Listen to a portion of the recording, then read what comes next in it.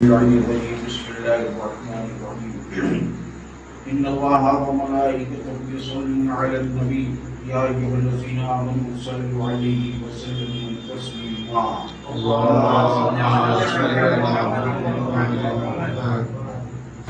بعد الحمد لله وبذكر محمد وآل محمد صلى الله عليه وسلم قال الله تبارك وتعالى في القرآن المحكم بسم الله الرحمن الرحيم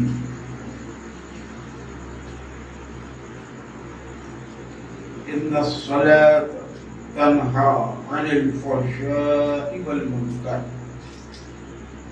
देखिए परवरदिगार आलम का अपनी तमाम इबादत के सिलसिले में जो मुकदमा इबादत है जिसे हम नमाज कहते हैं, उसके लिए उसका ऐलान है कि यकीनन बेशक बेतहकीक के नमाज जो है इंसान को फहश और मुनकरात से रोकती है। ये नमाज की सिफत है। अगर हम नमाज को थोड़ी देर के लिए अपने जिस्मानी और रूहानी अमराज के सिलसिले में एक दवा की हैसियत से, टैबलेट की हैसियत से, कैप्सूल की हैसियत से अगर तसव्वुर करें तो ये ऐसी मेडिसिन है कि इसके इस्तेमाल से इंसान फहश और मुनकरात से बचता है, इंसान गुनाहों से महफूज रहता है। एक मुकाम पर पैगंबर ने इरशाद फरमाया कि अस्सलातु मिअराजुल मुमिन, और यही नमाज जो है मोमिन के लिए मेराज है। अब सवाल पैदा ये होता है कि हम नमाज पढ़ते भी हैं, कायम भी करते हैं, पाबंदी भी करते हैं, लेकिन उसके बावजूद हमसे गुनाह भी होता है, हमसे खताएं भी होती, हम फहश में भी मुब्तला होते, तो कोई ना कोई तो सबब होगा कि नमाज पढ़े भी और नमाज की जो सिफत है उसके बरक्स हम उन चीज़ों से कि जो हमारे हक में नुकसानदेह है, मुज़िर हैं, हम महफूज न रहें। तो ये बिल्कुल वैसे ही है कि जैसे इंसान के जिस्मानी अमराज के लिए दवा की ज़रूरत है, लेकिन दवा उसके लिए फ़ायदेमंद और सूदमंद उस वक्त है कि जबकि दवा के साथ वो परहेज भी करे। यानी रूहानी अमराज के लिए, रूहानी मर्ज को ख़त्म करने के लिए कि जिसका ताल्लुक इंसान के जिस्म के ज़रिए से सरज़द होने वाले फहश और मुनकरात हैं, उसके लिए ये नमाज बतौर दवा है। लेकिन इसमें भी वैसे ही जिस तरीके से जिस्मानी दवा के लिए आपको परहेज की जरूरत है, इसमें भी परहेज की। बात यूँ समझ में आई कि जिस्म का इलाज है, दवा से होगा, परहेज की जरूरत है। रूह का इलाज है, दवा से होगा, परहेज की जरूरत है। वहाँ दुनियावी इलाज है, यहाँ रूहानी इलाज है। तो अब रूहानी इलाज के सिलसिले में नमाज हमारी मुकम्मल होती है, हम पढ़ते हैं, हम अपनी दानिश में समझते हैं कि हमारी नमाज बिल्कुल सही है, लेकिन हमें उस पर गौर करना होगा कि इस नमाज में हमारी आखिर कौन सी ऐसी कमियां हैं कि नमाज पढ़ने के बावजूद जो कुछ हमें हासिल होना चाहिए नमाज के में वो हमें नहीं मिलता। तो सरे फहरिस्त माशरे में बिलखुसूस बच्चों में नमाज के अदा करने में आम तरीके से गलतियाँ होती हैं, वो बिल्कुल सामने है, उस पर गौर करने की ज़रूरत है। बुनियादी तौर पर इब्तिदाई तालीम में, दिनियात वगैरह में नमाज के तमाम अरकान, तमाम तक उसके जितने भी शोबे हैं नमाज से मुताल्लिक, सब बच्चों को बताए जाते हैं, पढ़ाए जाते हैं, बशर्ते कि वो उस पर तवज्जो करें। लिहाजा ऐसी सूरत में नमाज के लिए परवरदिगार आलम ने हुज़ू व खुशू के मामले में जो क़ैद व बंदिश रखी है कि जिसके तहत नमाज हम अल्लाह की बारगाह में पढ़ें तो वो नमाज हमारी कबूल भी हो जाए, सही भी हो जाए और मेराज की मंजिल में भी आ जाए, जैसा कि पैगंबर ने फरमाया कि नमाज मोमिन की नमाज उसके लिए मेराज है। लिहाजा सही नमाज के लिए, नमाज सही हो जाए उसके लिए उसे कुछ बातों का ख्याल करना है, जिसमें सरे फहरिस्त नमाज के अरकान में 11 अरकान ऐसे हैं जो वाजिबात की मंजिल में आते हैं। 11। इन 11 में 5 जो है वो रुकन है, और वो ऐसा रुकन है कि मुब्तलात नमाज के ज़ैल में, यानी उस 5 रुकन में अगर सहवन भी गलती हो जाए, आमदन में तो कोई मसला ही नहीं है, आमदन गलती की है तो नमाज बातिल हो जाए, सहवन भी अगर है तो उसकी नमाज बातिल हो जाए। तो 5 रुकन कौन से हैं? क़याम, नियत, तकबीरतुल इहराम, रुकू, सजदा। और इस क़याम में क़याम मुत्तसिल व रुकू ये बहुत अहम है, यानी वो क़याम जो क़याम के आलम में रुकू से मुत्तसिल है, ये बहुत अहम है, इसका लिहाज करना बहुत जरूरी है। सबसे पहले क़याम मुत्तसिल व रुकू मैं आपके सामने प्रैक्टिकल में पेश करता हूँ, ताकि ये इतना नाजुक मरहला जो है इससे हम 2-4 न हो। मसलन हमने सूरह हम पढ़ी, उसके बाद सूरह तौहीद की तिलावत की और हम पहुंचे कुफुवन अहद, अल्लाहु अकबर। ये देखिए, ये जो मेरा अंदाज था ये नमाज बातिल हो गई, क्योंकि क़याम मुत्तसिल व रुकू का लिहाज हमने नहीं किया। तो रुकू से पहले वाला क़याम जो है उसमें सुकूनत हमने साकिन उसको नहीं किया, सुकूनत के तौर पर उसका इस्तेमाल नहीं किया, तो हमारी होना क्या चाहिए? मसलन सूरह तौहीद हम पढ़ रहे हैं, कुफुवन अहद, अल्लाहु अकबर, सुकून, सुब्हान रब्बिल अज़ीम व बिहम्दिही, सुकून, समिअ अल्लाहु लिमन हमिदा, अल्लाहु अकबर। ये रुकू का मुकम्मल अंदाज है जो आपके सामने पेश है। जब आपके रुकू में इतना इत्मीनान होगा तब बात समझ में आएगी कि ये परवरदिगार आलम की बारगाह में अल्लाह के सामने खड़े होकर ये महबूब गुफ्तगू है और खुदा से राबो नियाज करना है। तो ये क़याम मुत्तसिल हो, सरे फेरिस्त क्या आता है? क़याम। क़याम नमाज की इस्तिलाह में सुकून, यानी जब आपको यकीन हो जाए कि अक़ामत कहने के बाद आपने नियत की और नियत के बाद अब आपको तकबीरतुल इहराम कहना है, हाथों को उठा के अल्लाहु अकबर कहना है, तो पहले यकीन कर लें कि आप साकिन हैं। ये साकिन जो होंगे इसका नाम है क़याम। इसके बाद है नियत। तो आप नियत करेंगे, तो नियत में भी लिहाज करना होगा कि नमाज पढ़ता हूँ मग़रिब की 3 रकात वाजिब क़ुर्बतन इलल्लाह, ये लिहाज करना होगा कि ये इल्लल्लाह ना हो जाए, क्योंकि इल्लल्लाह का मतलब है इल्ला प्लस अल्लाह। ये क़ुर्बत तो है लेकिन अल्लाह से नहीं, अल्लाह से अलग है। और इल्लल्लाह का मफ़हूम है कि क़ुर्बत है अल्लाह, अल्लाह की तरफ, अल्लाह से क़ुर्बत के लिए। तो दोनों में ये फ़र्क है। तो दूसरी चीज़ क्या आ गई नियत में? तो क़ुर्बतन इलल्लाह। अब जब ये कह के उसको यकीन है कि हम सुकून में है, तो अब जिसका हाथ उठा है ये हाथ उसका किस मंजिल पे आएगा? और अगर वो अपने नियत में अपने हाथों का इस्तेमाल यूँ करता है तकबीरतुल इहराम में अल्लाहु अकबर, अल्लाहु अकबर, अल्लाहु अकबर, तो ये एक मजाक है तकबीरतुल इहराम में। तो हाथों को उठाना होगा, कान की लौ तक ला के आसमान की जानिब हथेलियों का इशारा होगा, ताकि वो अपने परवरदिगार से बताए कि हमने तमाम खुदाओं से अपना हाथ उठा लिया है, तेरी बारगाह में सरेंडर हूँ। और उसके बाद जब वो यकीन कर ले, जब हम अपने अल्लाह की बारगाह में उसकी कुदरत के नज़ारे को देखकर उसकी कुदरत से महजूज होकर सारे खुदाओं की नफी कर दी है, तो अब वो कहेगा अल्लाहु अकबर। ये है तकबीरतुल इहराम। तो क़याम, सुकून, नियत, उसकी क़िराअत और तलफ़्फ़ुज़ और तकबीरतुल इहराम में हाथों का उठाना। और जब वो यकीन कर ले कि मैंने अल्लाहु अकबर कहने के बाद भी उसे यकीन हो कि मेरा जिस्म साकिन है, तो उसने हाथों को नीचे लाए। अगर वो ऐसे करता है अल्लाहु अकबर, तो अब इसमें शिफा है। ये देखिए अल्लाहु अकबर नहीं, उसने आवाज दी अपने परवरदिगार को अल्लाहु अकबर, اب اس کے بعد پہلی منزل آتی ہے استحباب میں کہ بسم اللہ الرحمن الرحیم بلند آواز سے پڑھے گا، چاہے وہ مغرب کی نماز ہو، چاہے عشاء کی ہو، چاہے نماز جہری ہو، چاہے نماز خفی ہو، چاہے نماز واجب ہو، چاہے نماز مستحب ہو، کم از کم اتنی آواز سے بسم اللہ کہے کہ خود اس کے کان سن لیں۔ اس کے بعد سورہ حمد کو اس طرح سے ادا کرے کہ جو سورہ حمد کے پڑھنے کا صحیح طریقہ ہے۔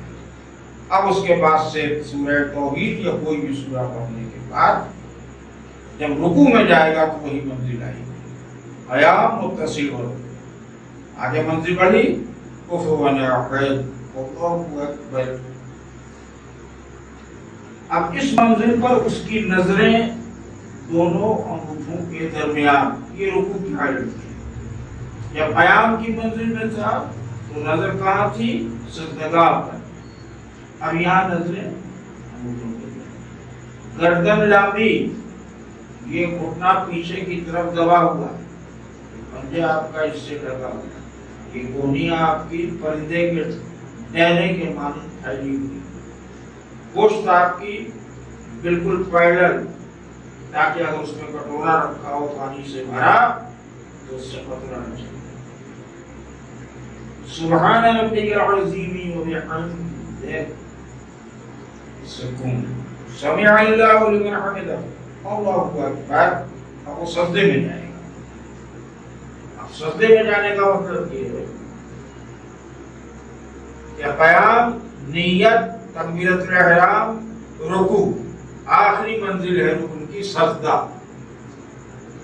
سجدے میں سجدگاہ کے اوپر کوئی آبسٹرکشن، چاہے بال کا ہو، چاہے ٹوپی کا ہو، یا کوئی کسی چیز کا بھی وہ نہیں ہونا چاہیے۔ دونوں ہاتھ اس طریقے سے ملے ہوئے، ایسے نہیں، ایسے کان کے ساتھ۔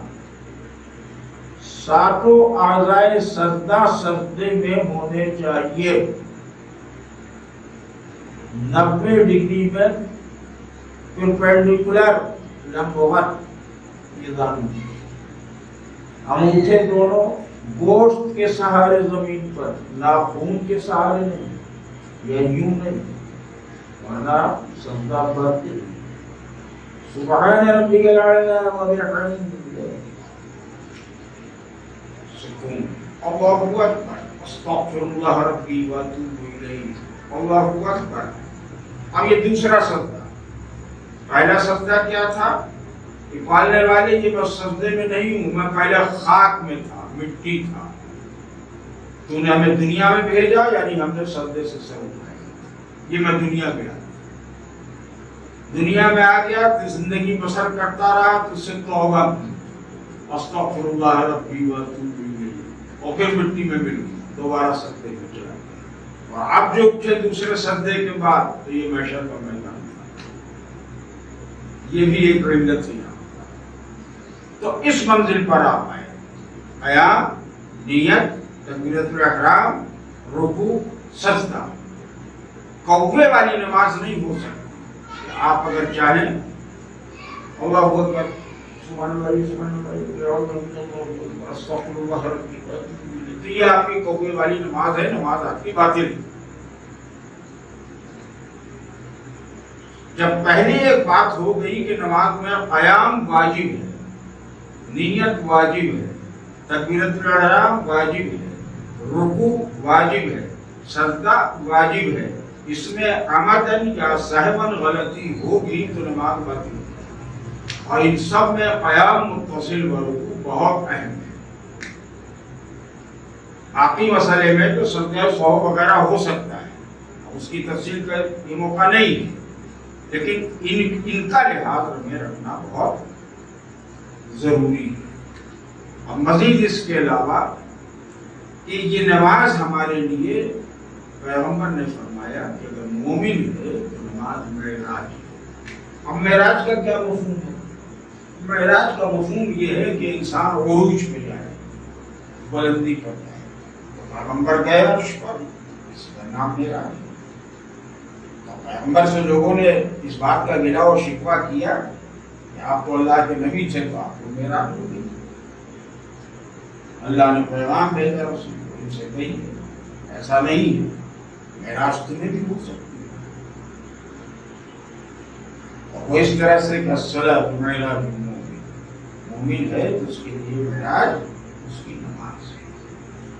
تو میں اس کا ایک ہلکا سا خاکہ آپ کے سامنے پیش کرتا ہوں کہ جس سے بات سمجھ میں آتی ہے کہ یقیناً یہ نماز معراج ہے۔ کیسے؟ دیکھیے، بسم اللہ الرحمن الرحیم۔ ہم نے ارادہ کیا کہ بارگاہ رب العزت میں عرش پر پہنچوں اور معراج کی منزل میں اللہ سے گفتگو کروں، لہذا باوضو ہو کر میں نے اللہ کے گھر کو تلاش کرنا شروع کیا کہ اللہ کا گھر کہاں؟ ظاہر ہے کہ اللہ کا گھر آپ اس وقت جہاں بیٹھے ہیں یہ اللہ کا گھر ہے۔ تصور میں ہمارے کہ اللہ کا گھر کہاں ہو سکتا ہے؟ تو ہم نے صدا دی، اور صدا دیتے ہوئے اس کی کبریائی کا اعلان کرتے ہوئے، پیغمبر کی رسالت کی گواہی دیتے ہوئے، مولا علی کی ولایت کا اعلان کرتے ہوئے، اور اس دیار میں پہنچے جہاں مجھے اپنے پروردگار سے ملاقات کرنی تھی اور بات کرنی تھی۔ جب پہنچے اس دروازے کے اوپر تو ظاہر ہے کہ ہم کو دروازہ کھٹکھٹانا ہوگا، کیونکہ مجھے اپنے پروردگار سے بات کرنی ہے، اس لیے کھٹکھٹانا ہوگا۔ لہذا ہم نے دروازے پر کھڑے ہو کر قربۃ اللہ کی صدا دی کہ اللہ کی قربت کے لیے، اللہ سے قرب حاصل کرنے کے لیے حاضر ہوا۔ وسیلہ کیا ہے؟ نماز۔ نماز پڑھتا ہوں مغرب کی 3 رکعت، واجب قربۃ اللہ، یہ 3 رکعت نماز جو ہم پر واجب ہے اللہ کی قربت اختیار کرنے کے لیے قائم کرنا پڑھنا۔ اب جب یہ قربت کا قصد کر کے آپ آ گئے تو ظاہر ہے کہ آئے ہیں تو دروازہ کھٹکھٹائیے، ناک کیجیے، کال بیل لگی ہے تو کال بیل دبائیے۔ تو کال بیل آپ کو نظر پڑ گئی تو آپ نے ہاتھ بڑھایا، ایک ہاتھ نہ بڑھا کے آپ نے دونوں ہاتھ بڑھایا، اور پہلے سے اعادہ کر لیا کہ ہم نے سارے خداؤں سے ہاتھ اٹھا لیا ہے، پروردگار اب تیری بارگاہ میں آیا ہوں تجھ سے بات کرنے کے لیے۔ اب کال بیل دبی کیسے؟ اللہ اکبر، یہ تکبیرۃ الاحرام، یہ کال بیل ہے کہ پروردگار عالم کا دروازہ کھل گیا۔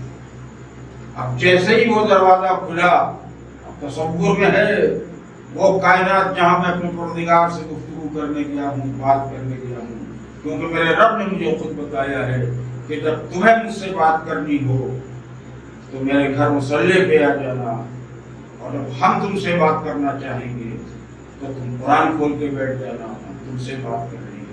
تو یہ پہلی منزل ہے کہ ہم اپنے پروردگار سے بات کرنے کے لیے یہاں پر ہم نے کال بیل کیسے دبائی؟ تکبیرۃ الاحرام سے، اللہ اکبر، دروازہ کھلا، قدم رکھتے ہی ہم نے کہا بسم اللہ الرحمن الرحیم۔ اور رحمان الرحیم ہے جس کے نام سے یہ ہمارا آغاز ہے، یعنی قدم کا رکھنا ہے بارگاہ رب العزت۔ اور ایک آواز آئی جس سے گفتگو کرتے آئے، اور کیسے؟ ہم نے کہا الحمدللہ رب العالمین، تمام تعریفیں اللہ کے لیے۔ کون اللہ؟ جو عالمین کا رب ہے، پالنے والا۔ پھر ایک آواز گونجی، اچھا کیا چاہتے ہو؟ تو اب ہم نے اپنی چاہت نہ بتا کے کہا الرحمن الرحیم، وہ رحمان بھی ہے رحیم بھی ہے۔ ہاں مجھے نے سن لیا، ایک آواز کان میں نے سن لیا، کہا نہیں مالک یوم الدین، تو فیصلے کے دن کا بھی مالک ہے۔ اب یہ گفتگو ہو رہی ہے پروردگار سے، بندہ کھڑا ہوا ہے، یعنی ہم جو بات اس سے کہنے آئے ہیں اس بات کو کہنے کے لیے ہم احتراماً پہلے اس کی بزرگی کا اعتراف کر رہے ہیں، اس کی کرم فرمائیوں کا ذکر کر رہے ہیں۔ جیسے ہم دنیا میں کسی اپنے سے بہتر و برتر انسان سے کچھ حاصل کرنا چاہتے تھے تو ہم جا کے پہلے اس کی تعریفیں کرتے تھے، اس کی مدد سرائی کرتے تھے، تب وہ پوچھتا تھا کہ اچھا ٹھیک ہے بتائیے کس غرض سے آپ آئے، تبھی تو غرض بتاتے تھے۔ یہاں بھی بارگاہ رب العزت میں تھوڑی دیر کے لیے آپ عالم بالا میں جائیے، آپ کو سمجھ میں آئے گا کہ معراج کیا ہے۔ تمام تعریفیں اس اللہ کی ہیں، پروردگار تیری تعریفیں ہیں، تو رحمان بھی ہے، تو رحیم بھی ہے، تو فیصلے کے دل کا مالک ہے۔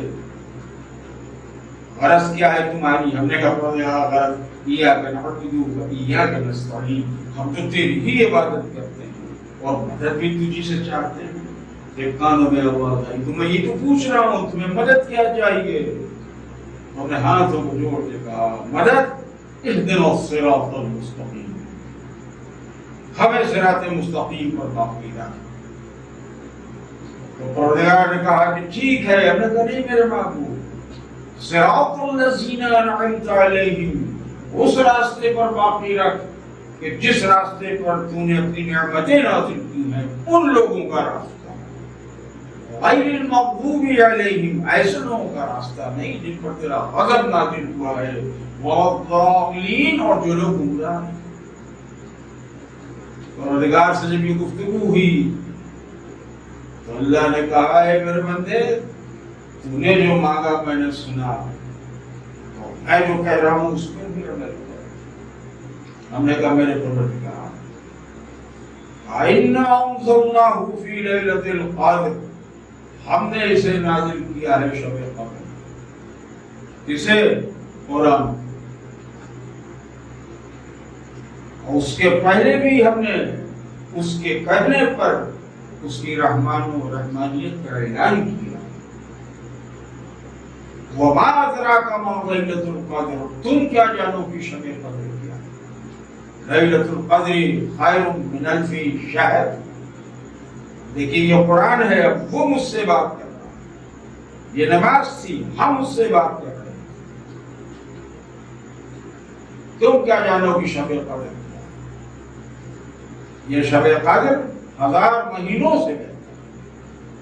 تنزل الملائکۃ والروح، اس میں نازل ہوتے ہیں ملائکہ اور روح الامین، فیہا، اس زمین میں، بِإِذْنِ رَبِّهِم مِّن كُلِّ أَمْرٍ، اپنے رب کے حکم سے، اجازت سے، تمام امر کے ساتھ، تمام احکام الہی کے ساتھ، پورے 1 سال سلام و سلامتی کے ساتھ، یا حتی مطلع الفجر، یہاں تک کہ فجر کا مطلع، صبح کا مطلع ظاہر ہو جاتا ہے، یعنی صبح ہو جاتی ہے۔ جب پروردگار عالم نے اس نزول قرآن کے سلسلے میں جب ہمیں یہ اس طریقے سے ہمارے سامنے جو بیان کیا تو روح عش کرنے لگی، لہذا اس کی عظمت کا اقرار کر کے ہم نے فوراً کہا اللہ اکبر، اور حکم میں چلے گئے اس کی بندگی میں۔ سبحان ربی العظیم و بحمدہ،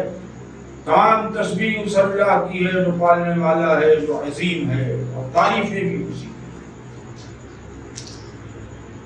اور جیسے ہی اس کی عظمت کا بیان کیا، اس بارگاہ رب العزت کے تمام اس نورانی ماحول کو جو اس وقت روحانیت کے ساتھ جس کا احساس ہو رہا تھا عالم نماز میں،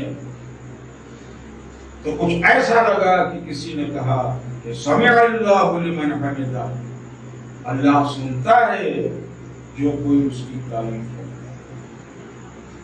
تو جب یہ بات سمجھ میں آئی کہ اللہ سنتا ہے جو کوئی اس کی تعریف کرتا ہے، تو دل کو ایک اور یقین پہنچا کہ میری ساری باتیں پروردگار نے سن لی ہیں یقیناً۔